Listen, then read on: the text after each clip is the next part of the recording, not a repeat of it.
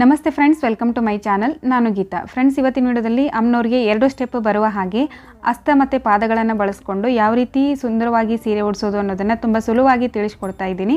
ಬನ್ನಿ ಹಾಗಾದರೆ ವಿಡಿಯೋನ ಶುರು ಮಾಡೋಣ.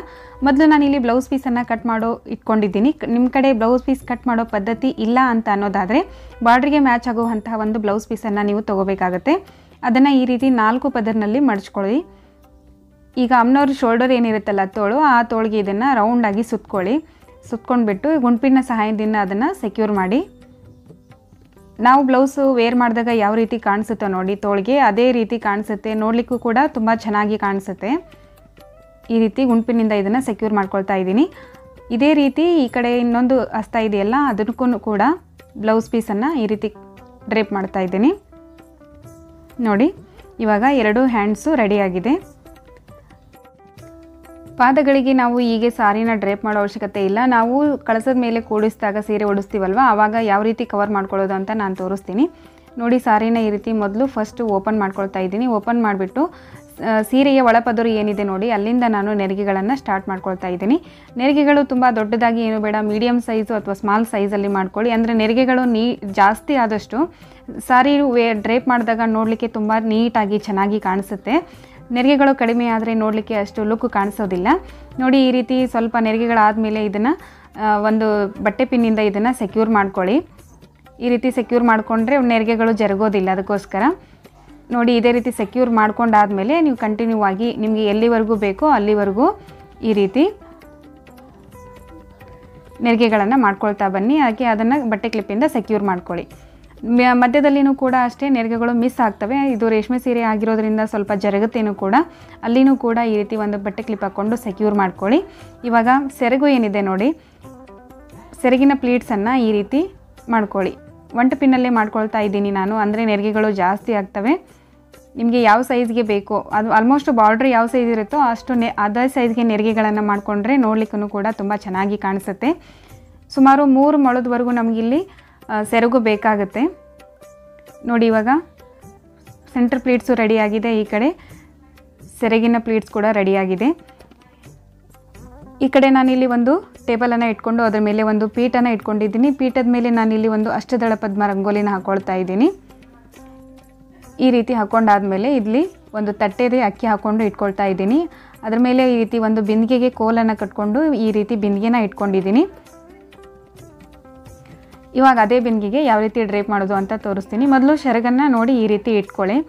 ಸಾರಿ ಏನಿದೆ ನೋಡಿ, ಸೆಂಟರ್ ಪ್ಲೇಟ್ಸ್ ಏನಿದೆ ನೋಡಿ, ಅದನ್ನು ಈ ರೀತಿ ಹಿಂದ್ಲಿಂದ ಈ ಕಡೆ ಹಾಕ್ಕೊಳ್ಳಿ. ಮುಂದ್ಗಡೆ ಹಾಕ್ಕೊಂಡು ಒಂದು ಉದ್ದ ಜಾಸ್ತಿ ಇರಬೇಕು, ಒಂದು ಉದ್ದ ಕಡಿಮೆ ಇರಬೇಕು. ಅಂದಾಗ ಮಾತ್ರ ನಮಗೆ 2 ಸ್ಟೆಪ್ಪಲ್ಲಿ ನೆರಿಗೆಗಳು ಬರ್ತವೆ. ಎರಡನ್ನೂ ಈಕ್ವಲ್ ಆಗಿ ಹಾಕ್ಕೊಂಡ್ರೆ ಡಬಲ್ ಸ್ಟೆಪ್ ಬರೋದಿಲ್ಲ. ಓನ್ಲಿ ಒಂದೇ ಸ್ಟೆಪ್ಪಲ್ಲಿ ನಾವು ಇದನ್ನು ಮಾಡಬೇಕಾಗತ್ತೆ. ನೋಡಿ, ನಾವು ಈ ಕಡೆ 2 ನೆರಿಗೆಗಳನ್ನು ನೀಟಾಗಿ ಜೋಡಿಸ್ಕೊಳ್ಳಿ. ಒಳಗಡೆ ಸೇರಿಕೊಂಡ್ರೆ ಅದು ಪಿನ್ ಹಾಕಲಿಕ್ಕೆ ಬರೋದಿಲ್ಲ. ಆಮೇಲೆ ಅದು ನೆರಿಗೆಗಳು ಮಿಸ್ ಆಗುತ್ತೆ. ನೋಡಿ, ಈ ರೀತಿ ಒಂದು ಮೇಲ್ಗಡೆ ಇರಬೇಕು, ಒಂದು ಈ ರೀತಿ ಕೆಳಗಡೆ ಇರಬೇಕು. ಇವೆರಡನ್ನೂ ಕೂಡ ಈ ರೀತಿ ಒಂದು ಮೇಲೆ ಅದಕ್ಕೆ ಇನ್ನು ಒಂದು ಅರ್ಧ ಇಂಚಿನಷ್ಟು ಸ್ಮಾಲ್ ಪ್ಲೇಟ್ಸ್ ಇದ್ದಾವಲ್ಲ, ಅದು ಮೇಲ್ಗಡೆ ಇರಬೇಕು. ಅವೆರಡನ್ನೂ ಕೂಡ ಈ ರೀತಿ ಪಿನ್ನಿಂದ ಸೆಕ್ಯೂರ್ ಮಾಡ್ಕೊಳ್ಳಿ. ಈ ರೀತಿ ಪೆನ್ನಿಂದ ಸೆಕ್ಯೂರ್ ಮಾಡ್ಕೊಂಡಾದಮೇಲೆ ಇಲ್ಲಿ ಹಾಕ್ಕೊಂಡಿರುವಂತಹ ಬಟ್ಟೆ ಕ್ಲಿಪ್ಪನ್ನು ತೆಗೆದುಬಿಡಿ. ನೋಡಿ, ಈ ರೀತಿ ತೆಗೆದಾದಮೇಲೆ ಫಸ್ಟು ಕೆಳಗಿನ ನೆರಿಗೆಗಳು ಏನಿದೆ ನೋಡಿ, ಅದನ್ನು ನೀಟಾಗಿ ಜೋಡಿಸ್ಕೊಳ್ತಾ ಬನ್ನಿ. ನಿಮಗೆ ರೂಢಿ ಇಲ್ಲ ಅಂತ ಅನ್ನೋದಾದರೆ ಒಂದು 5 ನಿಮಿಷ ಟೈಮ್ ತೊಗೊಳುತ್ತೆ. ನಿಧಾನವಾಗಿ ಜೋಡಿಸ್ಕೊಳ್ಳಿ. ನಾವು ಎಷ್ಟು ನೀಟಾಗಿ ಮಾಡ್ತೀವೋ ಅಷ್ಟು ನೋಡಲಿಕ್ಕೆ ತುಂಬ ಚೆನ್ನಾಗಿ ಕಾಣಿಸುತ್ತೆ. ನೋಡಿ, ಈಗ ಕೆಳಗಿಂದಾಗಿದೆ. ಮೇಲಿನ ಸ್ಟೆಪ್ ನೆರಿಗೆಗಳು ಏನಿದೆ ನೋಡಿ, ಅದನ್ನು ಕೂಡ ಅಷ್ಟೇ ಪೂರ್ತಿ ಅಗಲವಾಗಿ ರೌಂಡ್ ಶೇಪಲ್ಲಿ ಬರೋ ಹಾಗೆ ಅದನ್ನು ನೀಟಾಗಿ ಜೋಡಿಸ್ಕೊಳ್ಳಿ. ಒಳಗಡೆ ಯಾವುದಾದ್ರೂ ನೆರಿಗೆಗಳು ಮಿಸ್ ಆಗಿದ್ರೂ ಕೂಡ ಅವನ್ನ ಈ ರೀತಿ ಓಪನ್ ಮಾಡಿಕೊಂಡು ನಿಧಾನವಾಗಿ ಜೋಡಿಸ್ಕೊಳ್ತಾ ಬನ್ನಿ. ತುಂಬ ಅಗಲವಾಗಿ ಆದರೆ ತುಂಬ ನೋಡಲಿಕ್ಕೆ ಚೆನ್ನಾಗಿ ಕಾಣಿಸುತ್ತೇನೂ ಕೂಡ. ನೋಡಿ, ನಾನಿಲ್ಲಿ ಈ ರೀತಿ ಅದನ್ನು ನೆರಿಗೆಗಳನ್ನೆಲ್ಲ ಪೂರ್ತಿಯಾಗಿ ಜೋಡಿಸ್ಕೊಂಡಿದ್ದೀನಿ. ಎಷ್ಟು ಚೆನ್ನಾಗಿ ಕಾಣಿಸ್ತಾ ಇದೆ ನೋಡಿ. ಇವಾಗ ನಾನು ಇದ್ರ ಮೇಲೆ ನೀವು ಡೈರೆಕ್ಟಾಗಿ ತಂಬಿಗೆನ ಇಟ್ಬಿಟ್ಟು ಸಾರಿನ ಡ್ರೇಪ್ ಮಾಡ್ಬೋದು. ಬಟ್ ನಾನಿಲ್ಲಿ ಡಬಲ್ ಟೇಪು ಬಳಸ್ಕೊಂಡ್ಬಿಟ್ಟು ಇದನ್ನು ಈ ರೀತಿ ಬಿಂದಿಗೆಗೆ ಹಚ್ಕೊಳ್ತಾ ಇದ್ದೀನಿ. ಇದ್ರ ಮೇಲೆ ನಾವು ಇನ್ನೊಂದು ಬಿಂದಿಗೆನ ಇಟ್ಕೊಳ್ತಾ ಇದ್ದೀನಿ. ಅದಕ್ಕೆ ಇದು ಹೆಲ್ಪ್ ಆಗುತ್ತೆ. ನೋಡಿ, ಈ ರೀತಿ ಡಬಲ್ ಟೇಪ್ ಹಚ್ಕೊಂಡು ಇದ್ರ ಮೇಲೆ ಬಿಂದಿಗೆ ಇಡೋದ್ರಿಂದ ಬಿಂದಿಗೆ ಸ್ವಲ್ಪನೂ ಅಳಗಾಡೋದಿಲ್ಲ, ಗಟ್ಟಿಯಾಗಿ ಕೂತ್ಕೊಳ್ಳುತ್ತೆ. ನೋಡಿ, ತುಂಬ ಗಟ್ಟಿಯಾಗಿ ಕೂತ್ಕೊಂಡಿದೆ, ಒಂಚೂರೂ ಅಳಗಾಡ್ತಾ ಇಲ್ಲ. ಈ ರೀತಿ ಆದಮೇಲೆ ನಾವು ಹ್ಯಾಂಡ್ಸಿಗೆ ಬ್ಲೌಸ್ ಪೀಸನ್ನು ಸುತ್ಕೊಂಡಿದ್ವಲ್ಲ, ಅದನ್ನು ಫಸ್ಟು ಹಿಂದ್ಲಿಂದ ತೊಗೊಂಡ್ಬಿಟ್ಟು ಈ ರೀತಿ ಇಟ್ಕೊಳ್ಳಿ. ಇಟ್ಕೊಂಡಾದಮೇಲೆ ಅಲ್ಲಿ ಫಸ್ಟಿಗೆ ನಾವು ಮುಂಚೆ ದಾರ ಕೊಂಡ್ಕೊಂಡಿರ್ತೀವಿ ನೋಡಿ, ಆ ದಾರನ ಈ ರೀತಿ ನಾನು ಕಟ್ಕೊಂಡಿರುವಂತಹ ಕೋಲ್ಗೆ ಅದನ್ನು ಕಟ್ಕೊಳ್ತಾ ಇದ್ದೀನಿ. ಈ ರೀತಿ ಕಟ್ಕೊಳ್ಳೋದ್ರಿಂದ ಫಿಟ್ಟಾಗಿ ಕೂಡುತ್ತೆ, ವಾಪಸ್ಸು ಜರುಗೋದಿಲ್ಲ ವಾಪಸ್ಸು. ಅದಕ್ಕೋಸ್ಕರ ನೋಡಿ ಎರಡೂ ಕಡೆ ಹಸ್ತಗಳನ್ನು ಈ ರೀತಿ ನೀಟಾಗಿ ಕಟ್ಕೊಳ್ಳಿ. ನೋಡಿ ಶೋಲ್ಡರ್ ನೋಡಿ ಎಷ್ಟು ನೀಟಾಗಿ ಕಾಣಿಸ್ತಾ ಇದೆ ಅಂತ. ನಾವು ಬ್ಲೌಸ್ ಪೀಸನ್ನು ಅಲ್ಲಿ ಬಾರ್ಡ್ರನ್ನು ಸುತ್ಕೊಂಡಿರೋದ್ರಿಂದ ತುಂಬ ಚೆನ್ನಾಗಿ ಕಾಣಿಸ್ತಾ ಇದೆ. ಉಳಿದಿರುವಂಥ ಬಟ್ಟೆನ ಹಿಂದ್ಲಿಂದ ಈ ರೀತಿ ತೊಗೊಂಡು ಈ ರೀತಿ ಮುಂದ್ಗಡೆ ಹಾಕ್ಕೊಳ್ಳಿ. ಅದು ಕೂಡ ಅಷ್ಟೇ ಅಲ್ಲಿ ಬ್ಲೌಸನ್ನು ಡ್ರೇಪ್ ಮಾಡೋ ರೀತಿಯೇ ಚೆನ್ನಾಗಿ ಕಾಣಿಸುತ್ತೆ. ಸ್ವಲ್ಪ ಉಬ್ಬಿರುತ್ತಲ್ವ, ಅದಕ್ಕೋಸ್ಕರ ಈ ರೀತಿ ಒಂದು ಗುಂಪಿನ ಸಹಾಯದಿಂದ ಅದನ್ನು ಫ್ಲ್ಯಾಟಾಗಿ ಒಂದು ಗುಂಪಿನನ್ನು ಹಾಕ್ಕೊಳ್ಳಿ. ನೋಡಿ ಇವಾಗ ಪಾದಗಳನ್ನು ಯಾವ ರೀತಿ ಇಡೋದು ಅಂತ ತೋರಿಸ್ತಾ ಇದ್ದೀನಿ. ನಾವು ಒಂದು ಲೇಯರ್ ಉಳ್ಕೊಂಡಿರುತ್ತೆ, ಅಲ್ಲಿ ಸೆರಗನ್ನು ಹಾಕ್ಕೊಂಡಿರ್ತೀವಲ್ವ, ಈ ಕಡೆ ನೆರಿಗೆಗಳನ್ನು ತೊಗೊಂಡಿರ್ತೀವಲ್ವ, ಅಲ್ಲಿ ಒಂದು ಲೇಯರು ಉಳ್ಕೊಂಡಿರುತ್ತೆ. ಆ ಲೇಯರ್ನ ಸಹಾಯದಿಂದ ನಾವಿಲ್ಲಿ ಅದನ್ನು ಫಸ್ಟಿಗೆ ಪಾದಗಳಿಗೆ ಸುತ್ಕೊಂಡ್ಬಿಟ್ಟು ಅಲ್ಲಿ ಗುಂಪಿನನ್ನು ಹಾಕ್ಕೋಬೇಕು. ಗುಂಪಿನಿಂದ ಜಾಸ್ತಿ ಪ್ರೆಷರ್ ಹಾಕಿ ಚುಚ್ಚೋದೇನು ಬೇಡ, ಜಸ್ಟ್ ಅಲ್ಲಿ ಗುಂಪಿನನ್ನು ಸಿಕ್ಕಿಸ್ಕೊಂಡ್ರೆ ಸಾಕು, ನೀಟಾಗಿ ಕುತ್ಕೊಳ್ಳುತ್ತೆ. ನೋಡಿ ಇವಾಗ ಇದು ಒಂದು ಪಾದ ರೆಡಿಯಾಗಿದೆ ಬಲಗಡೆದ್ದು. ಇವಾಗ ಈ ಪದರು ಏನಿದೆ ನೋಡಿ, ಇಲ್ಲಿ ಒಳಗಡೆ ಒಂದು ಪದರ ಇರುತ್ತೆ, ನಾವು ಬಿಂದಿಗೆ ಹಾಕ್ಕೊಂಡಿದ್ವಲ್ವ ಫಸ್ಟು, ಆ ಪದರಿನಿಂದ ಅದನ್ನು ಪೂರ್ತಿಯಾಗಿ ಹೊರಗಡೆ ತಗೊಂಡ್ಬಿಟ್ಟು ಎಡಗಡೆ ಪಾದ ಏನಿದೆ ನೋಡಿ ಅದಕ್ಕೆ ಸುತ್ಕೊಳ್ಳಿ. ಈ ರೀತಿ ಸುತ್ಕೊಂಡಾಗ ಅಲ್ಲಿನೂ ಕೂಡ ಅಷ್ಟೇ ನೀಟಾಗಿ ಕುಣಿಸುತ್ತೆ. ಅಲ್ಲಿ ಬಾರ್ಡ್ರ್ ಏನಿದೆ ನೋಡಿ ಅದನ್ನು ಸುತ್ಕೊಂಡ್ಬಿಟ್ಟು ಅಲ್ಲಿನೂ ಕೂಡ ಗುಂಪಿನನ್ನು ಹಾಕ್ಕೊಳ್ಳಿ ಈ ರೀತಿ.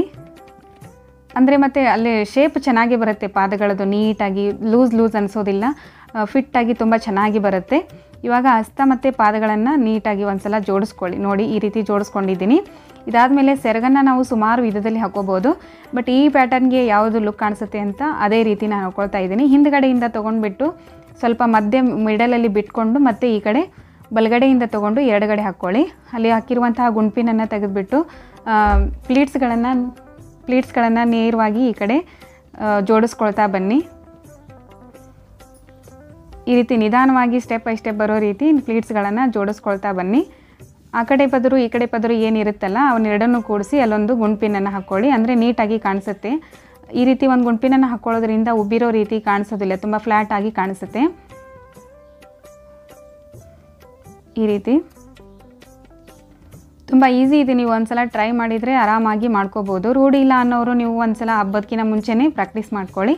ನೋಡಿ ಈ ರೀತಿ ಕಳಶ ಇಟ್ಕೊಂಡು ಕಳಿಸಿದ ಮೇಲೆ ನಾನು ಅಮ್ಮನವರ ಮುಖ ಪದ್ಮನ ಮತ್ತು ಹಾಗೆ ಅಲಂಕಾರಿಕ ಕಿರೀಟನೂ ಕೂಡ ಬಳಸ್ಕೊಳ್ತಾ ಇದ್ದೀನಿ. ನಿಮ್ಮಲ್ಲಿರುವಂತಹ ಅಲಂಕಾರಿಕ ವಸ್ತುಗಳನ್ನು ಬಳಸ್ಕೊಂಡು ನೀವು ಅಮ್ಮನವರಿಗೆ ಅಲಂಕಾರನ ಮಾಡ್ಬೋದು. ಆದರೆ ನೀವು ಬಳಸಿರುವಂತಹ ಒಡವೆಗಳನ್ನು ಅಮ್ಮನವರಿಗೆ ಬಳಸೋ ಆಗಿಲ್ಲ, ಅದಕ್ಕಂತಲೇ ನೀವು ಸಪ್ರೇಟಾಗಿ ಕೆಲವೊಂದು ಒಡವೆಗಳನ್ನು ಇಟ್ಟಿರಬೇಕಾಗತ್ತೆ. ಅಲಂಕಾರ ಅದು ನಿಮ್ಗೆ ಆಪ್ಷನಲ್ಲು, ನಿಮ್ಗೆ ಯಾವ ರೀತಿ ಬೇಕೋ ನೀವು ಆ ರೀತಿ ಅಮ್ಮನವ್ರಿಗೆ ಸೀರೆನ ಉಡಿಸ್ಕೋಬೋದು, ಒಡವೆಗಳನ್ನು ಕೂಡ ಹಾಕೋಬೋದು. ನೋಡೋದ್ರಲ್ಲ ಫ್ರೆಂಡ್ಸ್, ಇವತ್ತಿನ ವಿಡಿಯೋದಲ್ಲಿ 2 ಸ್ಟೆಪ್ನಲ್ಲಿ ಬರೋ ಹಾಗೆ ತುಂಬ ಸುಂದರವಾಗಿ ಯಾವ ರೀತಿ ಅಮ್ಮನವ್ರಿಗೆ ಸೀರೆನ ಡ್ರಾಪ್ ಮಾಡೋದು ಅಂತ ತೋರಿಸಿದ್ದೀನಿ. ವಿಡಿಯೋ ಇಷ್ಟ ಆದರೆ ಲೈಕ್ ಮಾಡಿ, ಶೇರ್ ಮಾಡಿ, ಕಮೆಂಟ್ ಮಾಡಿ, ಹಾಗೆ ಸಬ್ಸ್ಕ್ರೈಬ್ ಆಗೋದನ್ನು ಮರಿಬೇಡಿ. Thanks for watching.